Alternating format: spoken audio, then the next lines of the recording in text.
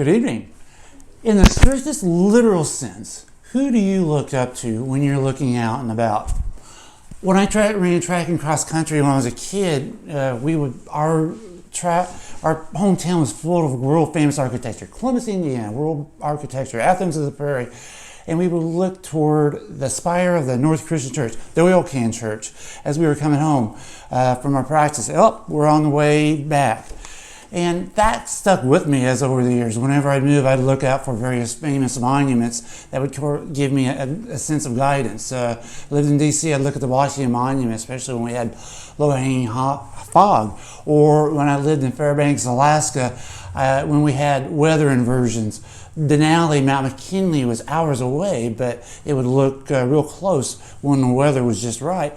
And here in Los Angeles, if I'm on the 405 or close to work, I'm looking at the Hollywood sign. Say, I can see it.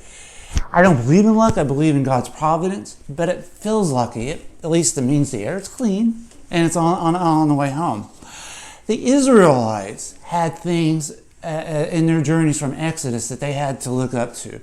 They had to look up for, they were guided by a pillar of cloud by day, a pillar of fire by night in Exodus 13:21 through 21, Numbers 14:14, Deuteronomy 1:3, and 9:12-19. That was part of their guidance.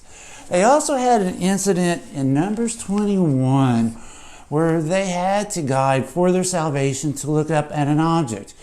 They had just won a war against over at Mount Horeb, and but they started complaining about their conditions, and God was saying, "What are you fussing now?" And He sent snakes to go out to bite them, and so the Israelites, okay, we sinned, we get it.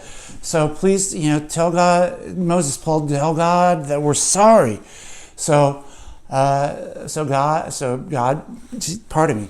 Moses makes his pleads the case to God, and God tells Moses to construct this brass snake and put it on a pole, and they can look up to that snake and be saved when they receive those snake bites. So they had that to look up to, except they carried it too far, and they made an idol out of it. And in fact, by the time you come centuries later, with righteous King Hezekiah in 2 Kings 18, Hezekiah was tearing down all of the idols, including the snake. They called it Nehushtan. It means bronze thing. But the thing was that snake was served as a tool. It was an appropriate tool. It served a purpose, at least a couple of purposes, just like the nation of Israel did, until it became used as an idol. It served as an object for them as an obedience. You looked up, you're obeying, you receive your salvation. And it also served as an example for things to come. In John 3, when Jesus is talking to a Pharisee named Nicodemus, Nicodemus is a sincere man, and he's questioning Jesus, and he's trying to learn things. Jesus is going to Nicodemus and say, "Oh man, these people here are learning, and they still don't understand a thing about what the nation is about or what I'm here, or what my purpose is."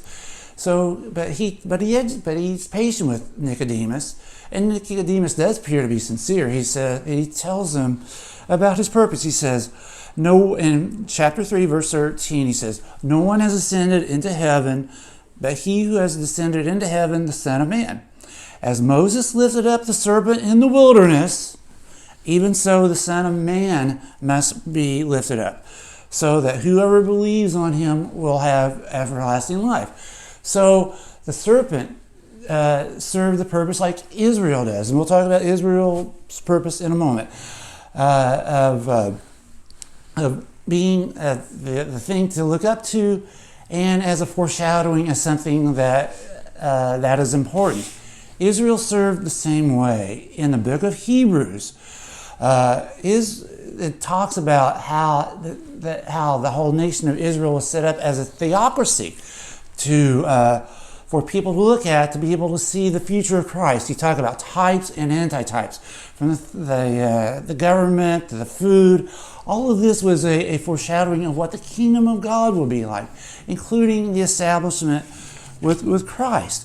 And in Hebrews 12:1, It says, since we've had such a cloud of witnesses surrounding us, let us also lay aside every encumbrance and the sin which so easily entangles us, and let us run with endurance that race was set before us, fixing your eyes to Jesus, the author and the perfecter of our faith, for whom the joy set out. He endured the cross, despising the shame, and he sat down at the right hand of the throne of God.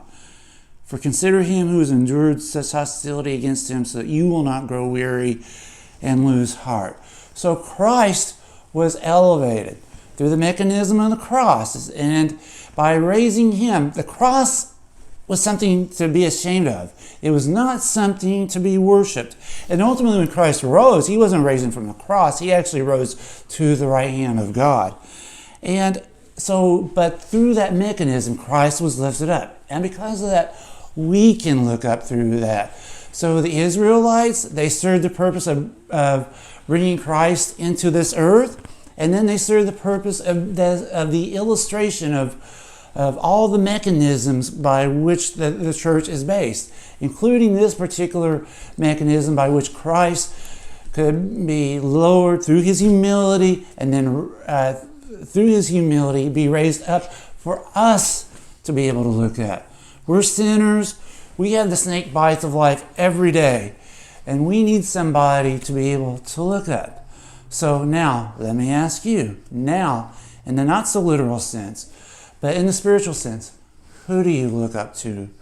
And isn't it glad that amidst all the things that we go through, all the things that we cause on ourselves, that we can look up to Christ?